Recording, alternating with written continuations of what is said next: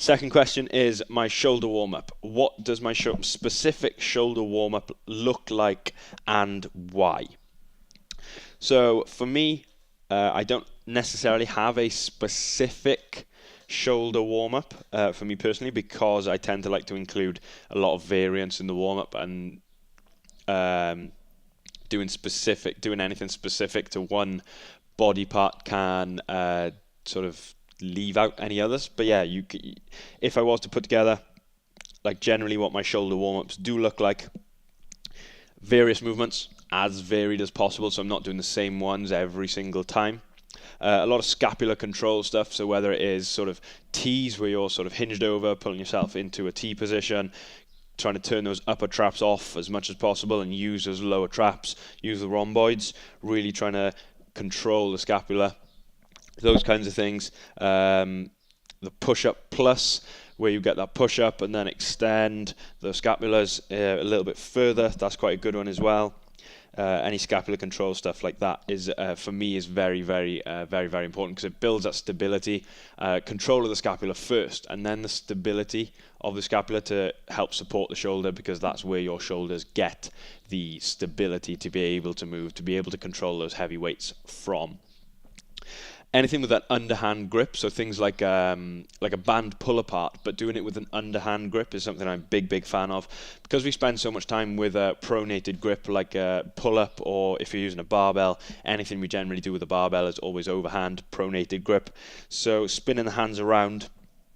going with the sort of palms up supinated grip on a band pull apart, sets those shoulders in the sort of in that externally rotated position already, and then allows you to sort of keep them in that position automatically while you do those band pull aparts. And we're really trying to activate the lower traps, activate the lower mid traps to sort of bring the scapula together, bring the shoulder blades together, and control the movement from there.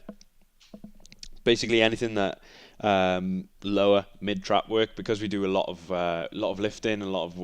Olympic lifting, we get a lot of shrugging, so a lot of upper trap work, so to keep those shoulders from becoming rounded and elevating the scapulas by the upper traps being too tight. Spend a lot of time working on the lower traps and looking at the mid traps to keep those scapulas, keep the scapulas sort of pinned back against the back of your rib cage, and to keep them moving nicely and as they should be. And the final one is sort of something else I'd put into the sort of warm-up is anything that takes the shoulder through a full range,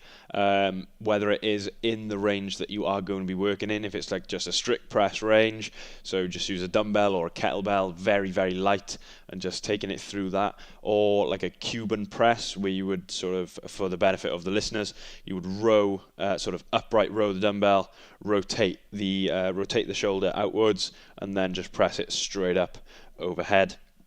Anything like that takes the shoulder through a similar or a bigger range than what you're going to be working in is a really, really good one. For taking the shoulder through a couple of different ranges and in different positions, Turkish get-ups are a really, really good one. They're also a pretty good full body warm-up as well, because you've got to do a lot of movement. But yeah, Turkish get-ups take the shoulder through a lot of ranges, so you can imagine you're all in those different positions.